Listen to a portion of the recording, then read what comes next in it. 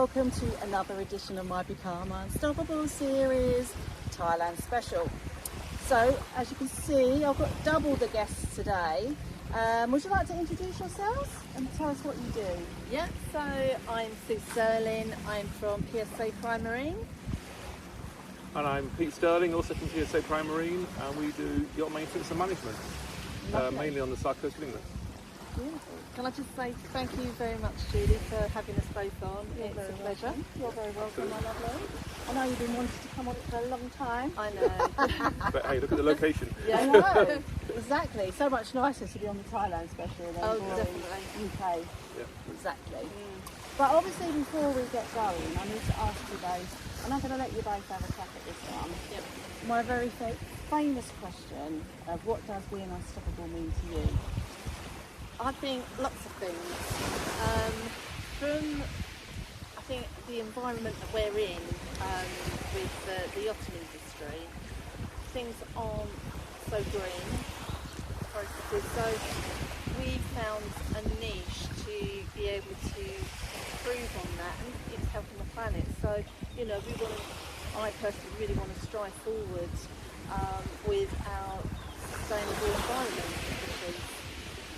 So that by looking after that though, that makes you feel that you're making the planet a much better place, and that's something that's unstoppable. You want to be unstoppable about. Absolutely. I mean, I think we all need to contribute, but unfortunately not enough people do. And I just feel that, you know, I mean, although we don't have children, you know, the children of the future are going to suffer so much by what we're doing. So just the simple things of reusing, repurposing, you know, discarding ethically, not just throwing things overside when you're on a yacht. You know, and the products that we use as well.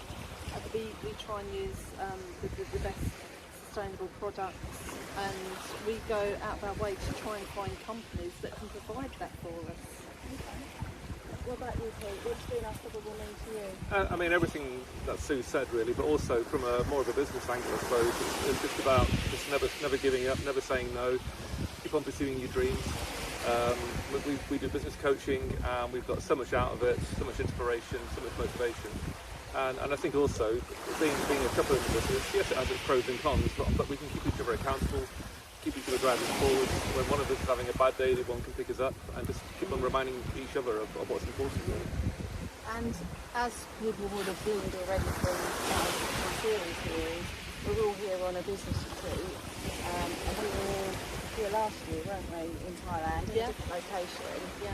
But what was amazing about last year and this year is the fact that we've witnessed so many people and ourselves push through fears and things like that. What would you say would be maybe even like last year when we first started out, what would you say would have been one of your biggest fears that you've overcome? Not necessarily on the retreat maybe, but just since you've been in this business coaching environment. I would never be able to stand up and talk in public. That was my biggest fear. And went to training on it, and the first time we had to practice a 2-minute speech, I broke down in tears. I couldn't do it. By the end of the week's training, I could stand up and do a 45-minute presentation and not worry about it. And I think, didn't you win an award that day? I did win an award. Yes, I did. And you know, most improved. Yes. So you know, I think it's important. You know, if you've got a hurdle, find a way that you can overcome it. Sometimes we can do that by ourselves, but mostly we need to get help for that, don't we? Absolutely. I think it's too easy to get in your own way and get inside your own heads, and that's what we get really from the business coaching a lot, is that we sometimes things are really simple to see a way forward, but you can't see it yourself. You can use somebody else to point it out, and actually then you go, it's so simple, why didn't I think of that? You know, and sometimes it's just those mental blocks that you need to find a way around.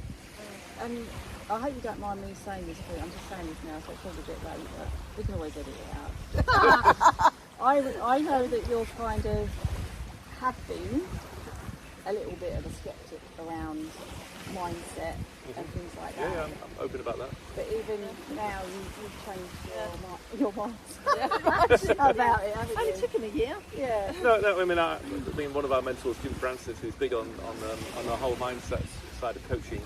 I said to him a few weeks ago at an event, you know, I'm finally beginning to get it now, and I still haven't learned how to meditate properly or you know, that kind of thing. But you know, I certainly have much more appreciation for it now.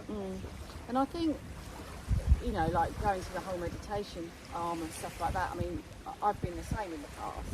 I never did it, and B, I couldn't do it, or felt like I couldn't do it, because I couldn't focus, you know, like, I'd be going, what do I need to buy at the shops today, or what am I, everything bar, just think about nothing. But it is something we have to work on, and I'm much better at it than I ever was. I'm not saying I'm perfect at it, but for me, I didn't really understand why I was doing it either. Because you know, like sometimes you can just do something because everyone says you should do it, and I'll do it, and I'll go, oh, put a tick in the box, I got up and did my meditation this morning. But it wasn't until more recently when I actually understood, I suppose, what I was really trying to do and what I really wanted to get out of it. And that was quite a big thing for me. I think, to be honest, having a coach that can really help you in the time frame you need to, not push you too much. Because if you're being pushed too much, then there could be that, I can't do it, I don't want to and do walk it. away. Yeah, But actually, leave someone to their own devices with the always gentle reminder that I'm here. And then, you know, like Pete, the time will come when it's like that light bulb moment as how I'm supposed to do this, or why I'm supposed to do this, or I am now open to how it's done. I think being open is the key, isn't it? Yeah. It's the number one. I think all too often also, and I think we're all guilty of this to some extent, is people want instant gratification and want instant results, and you don't always get that. And one of the things I found over the years working with our clients is that you can give them an estimate, give them a quotation, you can suggest something, and you don't get the response you want, but you planted a seed, and very often people come back to you and say, oh yeah, you mentioned that, you know, a few months ago or last year or whatever. Yeah, that's true. Yeah, same for me really, because sometimes when you're starting out, you know, we're all relatively new, well not new, but we're relatively new to it, aren't we? We've all have other careers and done different things. Yeah. And you do sometimes get that when you're really going after that sow, if you like. You are too emotionally attached to it, aren't you? And that's something we've all had to learn, isn't it? That not everybody is ready at that time. And like you say, it's about nurturing that relationship, isn't it? And then going back to them.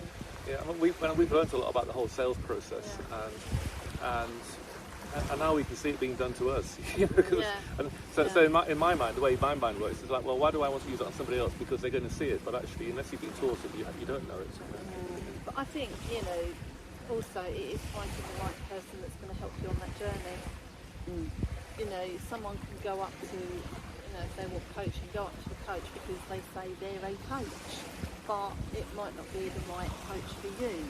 Absolutely. And, you know, it is literally, and even if, you know, you've got two coaches in the same field, it's having that spark that, you have you to know, relate you know. to them, I mean, you know, if you can't do that, then you're not going to progress. No, and that's, you know, and I obviously do the coaching, but my main thing is, well, not my main thing, but it's the therapy side of getting down to the subconscious mind. And I think a lot of people, if you don't, you have to like the person you're when you're talking about your personal stuff, then you really need to feel comfortable, don't you, with that person and trust them. Yeah, and build that relationship. It's business coach, not so much. No, because you're not. Yeah, sure, they're gonna find out stuff about you, but not in the same way. And you're not gonna open yourself up as much. exactly. No, I mean you can talk about your business, but with your type of coaching, you know, you're really looking into the heart and soul of the person.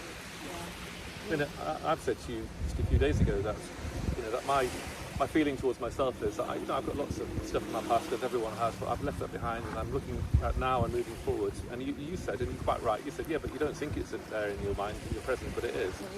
You know, and it's and until you go back to it and realise what impact it's having on you now, you can't move forward. Yeah, and this is the thing. It's quite hard to take that on board sometimes, isn't it? Especially when, depending on how our minds work, it's like, whatever. And that would have been me, if I'm honest, a few years ago. But what I now know and what I teach my clients is the fact that our whole body is our subconscious mind, right? It's not just in here.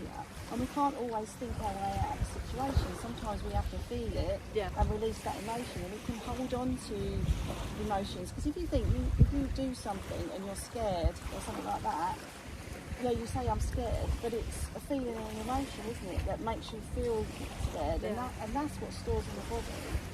You know, and when we suffer from, the obvious thing, I don't know, anxiety, lack of confidence, mostly it'll be, not always, but mostly it'll go back to when we were children, because that's when we created our belief system, which I find really scary, that, we live in our lives on a decision that we made when we were 5 years old. Yeah, I know. And like running our businesses and running our lives and running relationships, when actually...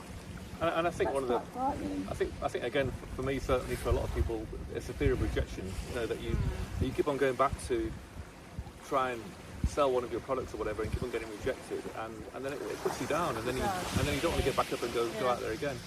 And that's to just keep pushing through, keep on believe in what you're doing, believe that you're giving people a service that they need. Yeah, and that's really true, and it's about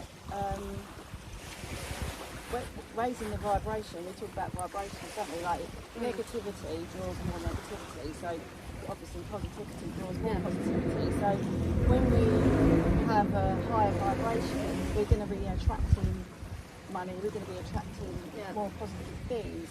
But sometimes when you're, like you say, like our subconscious is drawing us back to that fear, it's really difficult. You're lowering your vibration, and that's why, like, I went through this myself over Christmas in particular. I actually really tap into the tools and techniques that I've learned, because I could so easily have gone into that, oh my God, is everything going to happen? But I had to keep mindful of my language, and obviously I've got my husband and everything, and he would pick me up on it anyway, but I was very mindful of not saying that negative, and then using the embodiment tools that I've got to really free myself from those negative feelings and emotions. And I really had to push hard, really. And this is the thing, it's not, you don't just go and get help once, it's an ongoing thing. You don't always have to obviously be in therapy, but it's getting those tools and those techniques that you have to work on, and it's making those baby steps, isn't it? And I think it's a circle, because you literally take one element, you work on it, and then you heal again, but it frees you up to go on a journey with another element that you can work on. And it's not a downward spiral, it's spiralling upwards in a positive frame, because you can take each emotion that you've got issues with and really concentrate on that and build on it. And that's what we're doing with business. No, absolutely true. I mean, I always talk about us all being an onion.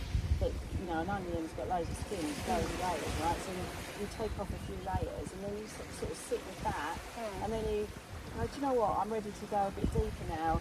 And I think with business as well, as in all of it really, we've all been at that level of being fearful of X, Y, and Z. We've pushed through that, but then you'll come up to another level of fear or whatever it is, or lack of confidence, and you go, but I thought I fixed that. Yeah, you did over here, but you're in this position now that you were never in before, so now you've got to deal with it again. Exactly. But it makes you feel a little bit uncomfortable, but if you're not feeling uncomfortable in life, it means you're not pushing yourself. So it's actually good to have that feeling of I mean, one of the things we've got through business coaching is that you need to plan your year ahead, and you need to, it's not just about all looking shiny and glorious, you've got to see the obstacles, and before you get to those obstacles, you've got to know the way around them and the way over them, so that you can actually tackle them head on. Yeah, it's good to have that. overall vision, isn't it? Yeah. But it's making sure that we don't get stuck in that journey. Because I don't know about you, I've had times when I'm too in it, and I'm like working all the hours, and it's like forgetting to actually stop and enjoy that process. Yeah. But then you've got to sort of take a step back to look at the journey. What do you need to achieve? What have you already achieved? Yeah, because always sometimes, looking back, exactly, sometimes you're in that situation and think, oh, I'm not getting anywhere, you know, this is so hard and this isn't happening the way that I would like it to happen. And then, you know, if you just do something, that happens, and you know, you get into this blinkered vision as to, but this is my goal. Yes, you've got to have that, but you're right, you've got to sort of see where you are, what you've achieved, and really praise yourself for your achievement. Absolutely. And, you know, and we're not good at that, generally, no, we're not. are we? No, We're too and we busy. should be. Because this is the thing, if you've got a to-do list that's got 10 items on it, and you've done 9 of them, Yeah. you go, oh, for God's sake, I didn't get that one done. Not all the 9 that we've just done. Yeah, exactly. Yeah. And it's that expression I quite like, which is shoot for the moon and land on the stars. You know, you've got to aim higher, and then if you get to 90% of it, it's still more than you would have achieved if you hadn't set a high target. That's very true. Because there's no point saying, oh, I want to make 10 grand. You want to say you want to make 100, and even if you make 50, you still made more than the 10, haven't you? You're better off than when you first started. Yeah. And that's the way to look at it. Yeah, and I'm a strong believer actually in looking back at what you've done, you know, because you'd be surprised at what you've done, and when you get caught up, and just looking over there, and the other thing of being looking forward too much as well is you might actually miss something that is staring you in the face because you're so tunnel vision about getting there, because you just don't know. We've come away here, we've met more new people. Yeah. A conversation will happen. You don't know where that leads. You can get clients from things. You can get someone just saying something like, have you ever thought about doing that? And you're like, oh my goodness. Well, we've had a couple of moments like that because we've had full coaching, and it's some of the nuggets that, you know, we can take because we've had those conversations with other people. And that wouldn't just be with the coaches, though. Not necessarily, absolutely. Happy hour at the bar. Exactly, yeah. So we've got some real good tips from other people in the group, not just the coach. Yeah, me too. Because I was doing research on. I forgot to ask you most of the interviews actually, but because I want to help people that are really suffering from stress, because then that impacts your confidence. Right? But we was having conversations, weren't we, about people will always talk about being stressed in the same way they'll talk about being anxious. Yeah. But do they ever actually want to admit that they're stressed? Yeah. And actually know that they need to go and do something about it? Well, you did ask me, what does it feel like to me to feel stressed? And I said about, you know, the feeling inside, and, you know, I can't listen, it's, you know, and it's a physical feeling, and then it's like the sleepless nights, because it's playing on your mind, and, you know, it's you know, it literally isn't just that I'm feeling stressed, I can't cope with it. It's the mental side of it, it's the physical side of it, and I think if it goes too far without getting help, then it's going to be such a struggle to come back. You really need to recognise when you start to feel stressed, how to cope with it, how to deal with it. Because stress we can all deal with a little bit. A little bit of stress is all right. Yeah, it's that it helps you. prolonged bad stress. Yeah. You know, like the things you just described, really, because that all ends up turning into physical conditions. Yeah. You know, like if you can go and Google stress, right? And you know, the top 10 things would be like high blood pressure, heart problems, autoimmune diseases, you know, skin conditions, because they're all where our body is out of balance. Yeah. And it all goes back to, if you don't look after yourself, whether that's eating healthily, drinking healthy drinks, exercise, but just generally, and the self-care meditation part. But it's really about taking time out and just stopping and not being on that hamster wheel the whole time. Well, this is what the retreat's about, isn't it? Sort of stepping away from our businesses for a few days to really ground ourselves. I mean, last year was brilliant in as much as we were working on our mindset, weren't we? And that was totally transformational, because then I started a different way of life, as in I would get up early, I'd Your 5 meditate, a.m. club, my wasn't 5 a.m. club, still do it. Apart from when she doesn't. Yeah, yeah. But, yeah, I won't go back to it, but do you know what? I felt healthy because I was going to the gym, I was, you know, walking the dogs, I was Meditating, visualising, I did my gratitudes, and you know, by getting up that much earlier, I could do all of that before my day started. Yeah. If I lie in, then I straight away have to get on with my work, and I don't have time for all of same that. here. That's what I do. I get up early, and that's my time. Yeah. You know, and that is, or was me making time for myself, which has a knock-on effect of reducing stress. Have you ever felt guilty for taking time out for you? I used to, but then when you get up that little bit early and have your me time, then no, you don't feel so guilty because you're getting it. Yeah. And I'm not saying you should feel guilty, by the way, but I know loads of people do, don't yeah, they? Yeah, no, I used to. I mean, the funny thing with me is that I work 7 days a week if the weather's okay, because me working on the boat is very much weather dictated. So when we get a really horrible, wet, rainy, stormy day, that's my chance to say, well, I wouldn't be out there anyway, so now I can get on and have some me time. So, but it might mean you work 2 weeks, but then you get a couple of days off. Working in the Great British summertime, yeah. Yeah. Got what, like 3 days of work? Yeah, to have weather like this in the UK, oh my life. I mean, it's what, 34 degrees. Lovely. But it is, well, we're saying it's lovely. You wouldn't It's want to be very, working in it, though. no, very hot, and the mosquito bites that we've all got. Yes. Yeah, not good on that front. Anyway, I don't know about you, but my backside is killing me. It is. It might look very scenic, like. Yeah, we are on the hardest roads. And I've had to leave my hat on because you wouldn't want to see the state of my hair. But do you know what? I don't care.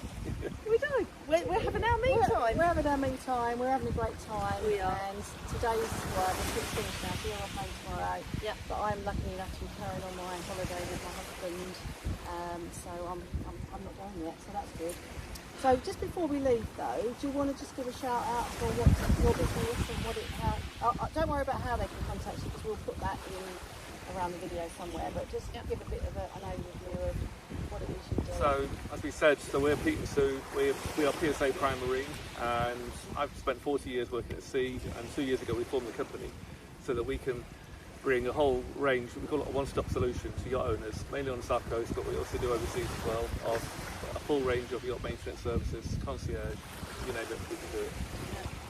And it's you know, the focus point that we have is, you know, the environmental side of it. So we're not using the really awful strippers, paint strippers that is.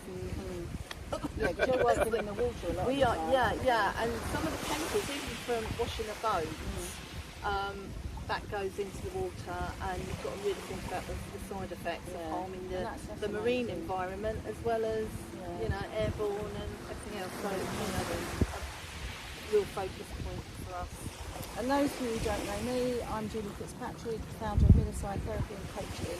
And my passion is really supporting professionals and business owners who are potentially feeling stressed but lacking in confidence and then all the other wonderful physical and psychological conditions. But I work with the subconscious mind so we can tap into the root cause and eradicate it forever. And then I make my clients unstoppable, hence where the unstoppable comes from. Yeah, you're right. Certainly. So thank you everyone for watching. Thank you Sue and Pete for being the wonderful guests on my series. And we'll bye for now, and I'll see you all next time on my Unstoppable series. Take care and thanks for watching. Thank you. Bye.